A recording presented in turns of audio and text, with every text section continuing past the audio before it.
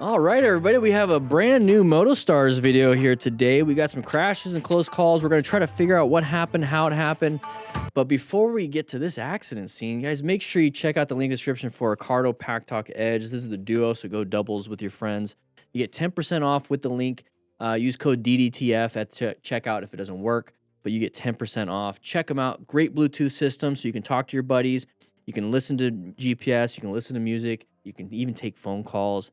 And it's great, guys. Check it out. Link description. This is what it looks like on the side. Maybe we'll find some people wearing it. But let's jump right into this.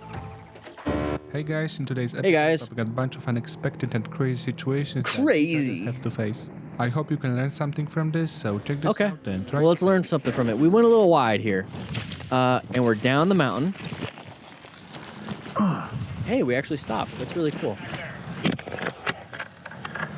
He's got his glasses. Okay. Down the hill. All right, let's take a look at what happened here, everybody. So we're going... Hey guys, in today's episode, I've got a bunch of unexpected... We're only going 50, not super fast, but we're going all over the place. And crazy situations that... We've got a blind curve coming up here. A car kind of blocks and messes up our line of sight. Okay. From this, so we're going to take the turn. And try it safe. And we hit some gravel towards this outside of the road. Not fun, not good. We lost traction, and now we're going to go ahead and slip and slide and have some nice impacts on our body. Hopefully nothing too crazy. Hopefully we don't have a concussion, but more than likely we do. So if you want to try out a minor concussion, go ahead and do this. Stand straight, shake your head back and forth. You have a little pain in your head, that's your brain hitting the inside of your skull. That's just doing this. A little painful, goes away real quick. If you're dehydrated, it won't. But imagine hitting your head, boom, boom, boom, boom, boom, boom, boom. Okay, sharp turn. We got an Indian here, right? Yep. Oh. Oh, that noise. It's scraping. Oof. Went a little wide. He's got boots on, though. All right, let's take a look at what happened here. So we're coming up to here.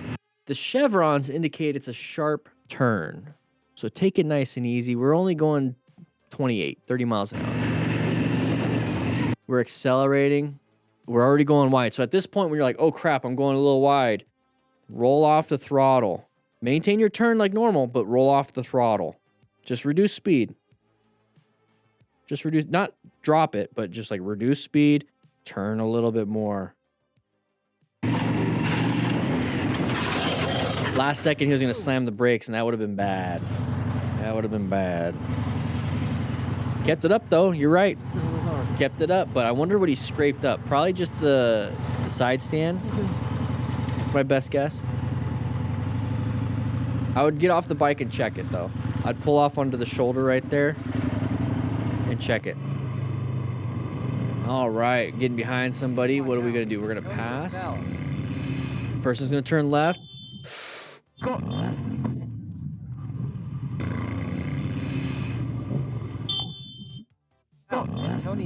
His bike's probably going to do fine. He's got those crash guards on it.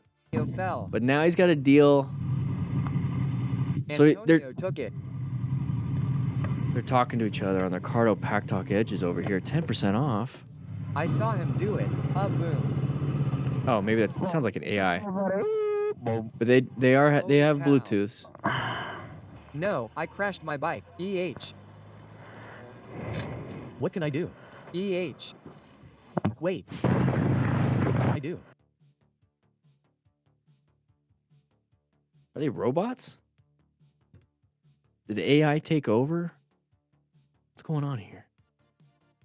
All right, close call or how I locked rear wheel on a motorcycle. Damn mongoose. Okay, here we go. Beautiful area.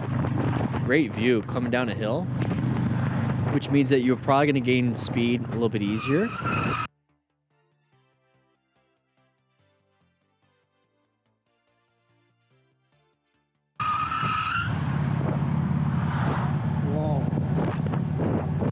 What would cause that rear tire to do that? What would cause the rear tire to do that, guys? Write it in the comments. 5, 4, 3, 2, 1. Little bit of a panic seeing that car come out, and we smashed the rear brake with our right foot. Locked up that rear tire.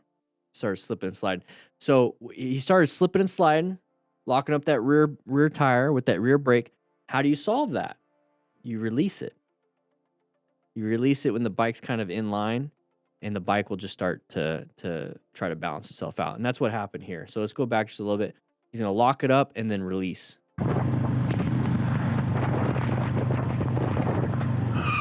You can see, look at the right leg. Watch the right leg. It's going to do this.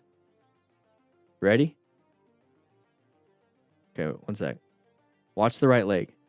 It's when he presses. You'll see it. There it is.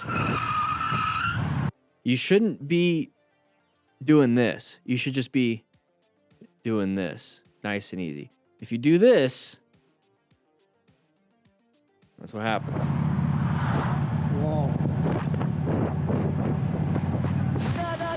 Overconfidence and excessive speed meant travel was just a matter of time for this rider. Okay, yeah, we're going a little fast here. Not good. Oh, find the escape.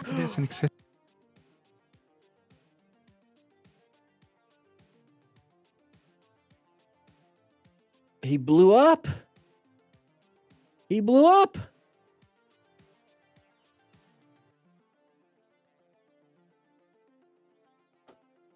Damn. That sucks. Hey, he blew up.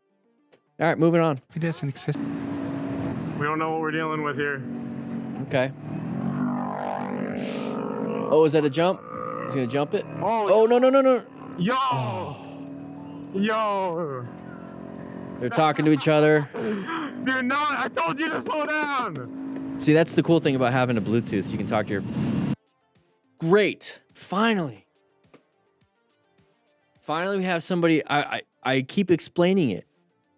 No, I told you to slow down! Watch. Okay. How do you cross tram tracks? Do you just gently roll, keep going, and then go? Or do you do a quick little perpendicular swerve onto it? This is exactly what I try to explain to you guys. Do what he's about to do. Purposeful action to get over. Now, let's see what happens, though. I think something bad might happen now.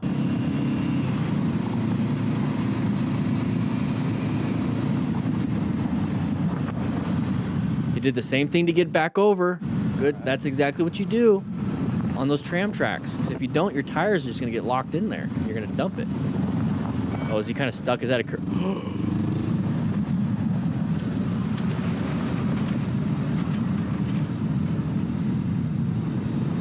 What are we doing?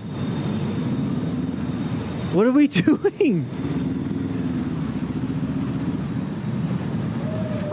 Don't give me directions ever, bro.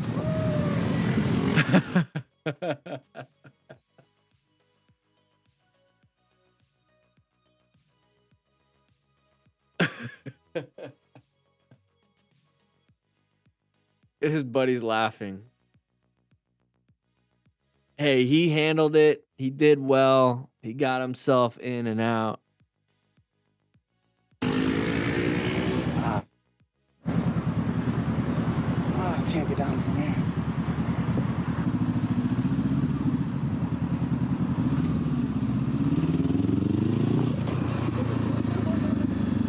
He handled it. He handled the whole thing. Good for him. Oh no, we're in a truck. That means somebody's gonna come around this corner really fast and crash probably. Okay. There it is.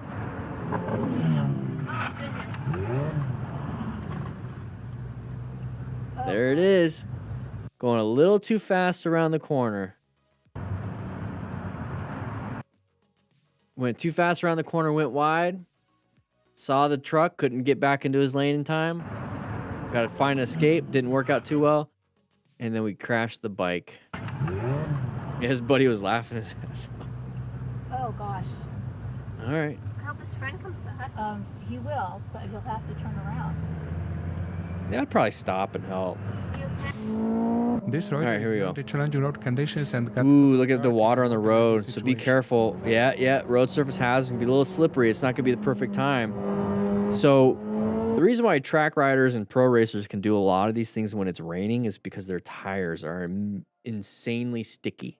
And they don't last very long. And they're warm. They have warmers on them. They keep them nice and sticky. Our tires, yeah, they do have tread to disperse the water, and you can trust your tires when you're riding in the rain. But when you're going 103 and you're going fast around corners, and there might be road or oil and other road debris on the track that you're riding, you're gonna run into some issues and lose a little traction. Rear tire lost traction. It's gonna gain right here. So he got very lucky. At this point, just go ahead and tell your buddy, hey, slow down. Oh, swerve, please. He's swerving. That's good. Good job. The music. Oh, he just wanted a hug. Oh, his buddy's not doing good. Misunderstanding can end badly when riding in a group. Yeah, small misunderstanding when you're riding in a group. Guess what would help out with that small misunderstanding? The Cardo Pack Talk Edge, 10% off in the link in the description. So you can tell your buddy, hey, I'm slowing down and stopping. Please don't peg me.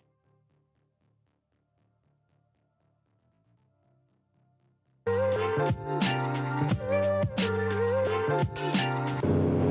had the bigger gap. Oh, now I don't know if Cardo's going to want to use that as an ad. Now that I think about that.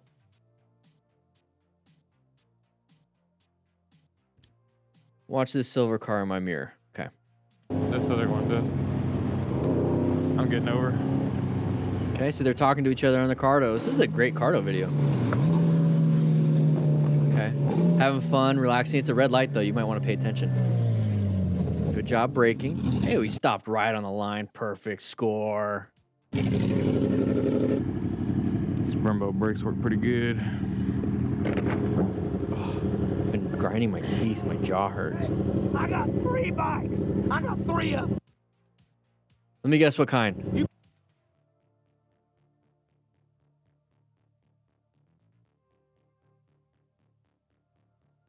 That's about $400,000 worth of bikes. Just 3. You put in front of me like that, I like to cut you.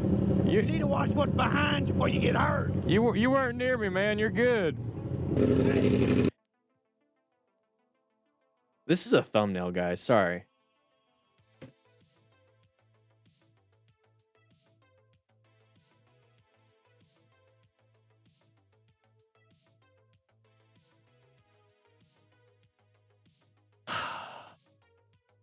At this point, I would just do this. Yeah, the t-shirt company that sells motorcycles.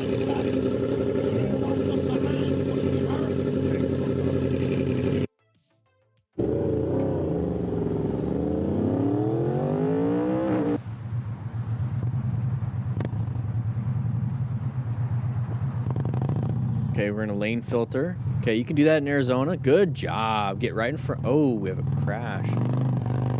So he's just going to navigate around it. Oh, we're going to help? Hey, I want to see this because I want to point out what he's doing right. He's doing really good here.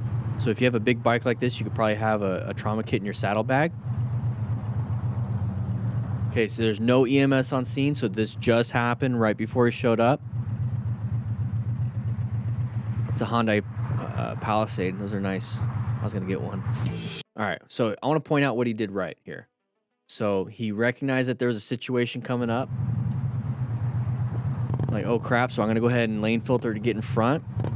Now when it comes to rescue, this is what I'm talking about. Remain calm. So he did a head check, very good. He's going to ensure his own safety. So get in front because traffic will hit the cars behind him at this point. So good job getting in front.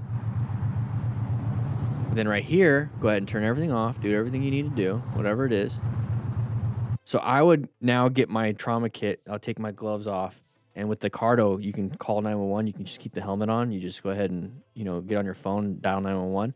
So that's part of it, is you call 911 or tell someone to call 911. Then you're ensuring your safety. You did great. Stop any major bleeds. That's what the trauma kit's for. And now he's going to do an assessment. So at this point, what I would do is I'd walk up to this person right here, because that's where the impact really is. It's in that driver's side door. That's going to be the higher priority one. I'm going to ask her or him, like, how are they doing? If they're just simple questions like, hey, do you have any pain anywhere? Do you have any difficulty breathing? Do you feel like you're bleeding anywhere? Do you have anyone else in the car? And I'd like to ask that question because sometimes they're like, yeah, my kid. And you look in the back seat, there's no kid. Maybe their brain is not working well, or the kid got ejected. Not good. Or they're like, no, and there's a bunch of people. So that kind of gives you like an assessment of where they're at mentally. But if they're like, yeah, we're fine, then I move off to the next car and be like, hey, how are you doing? Okay, you fine? Okay, cool. Do you need any help? You need anything like that? Cool. No? Okay. If both of them say no, I take off. If one of them's like, yeah, I need help, and you just start like hanging out, maybe they're having like an emotional response or like panicking. That's something important too. So I would stay for somebody that's like panicking. I would try to walk them through breathing. So box breathing, inhale for 4 seconds, hold for 4 seconds, exhale for 4 seconds. And I'll do it with them. And then I would do that a couple times to lower their, because what that's doing is lowering their blood pressure. It's lowering their heart rate. It's lowering their breathing rate. Because if they do have any comorbidities or any type of other issues, maybe they have a heart issue, maybe they have other issues. If you can lower all those vitals, it's going to help out when it comes to the actual medical history that they have. So that's something helpful, and that's something I would stay for. And just talking, kind of hanging out, and be like, maybe telling them the process, be like, hey, there's going to be cops showing up. They're going to want your ID and stuff. They're going to probably want your insurance. Not a big deal. You know, if EMS shows up, hey, you know, they're going to do a check on you. I'd totally let them, you know, put the leads on you, take your blood pressure, take your pulse, just kind of chat with them. Sometimes firefighters are pretty cute, especially if it's a girl in there. I'd be like, hey, sometimes firefighters are cute. You might be able to see one. And then just be like, hey, you can also just say, I don't want to go to the hospital.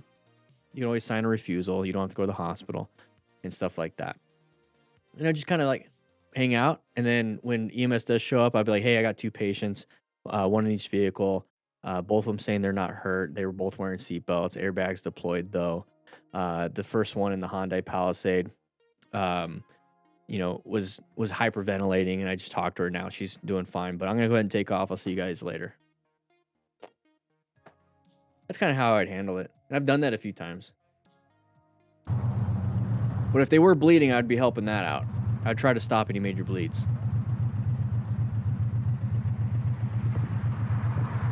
So he's doing exactly it. Doing a good job. All right, lane filtering. Well, this is splitting at this point because traffic is moving. Watch out for any open spots. Anybody's going to want us merged to a different lane.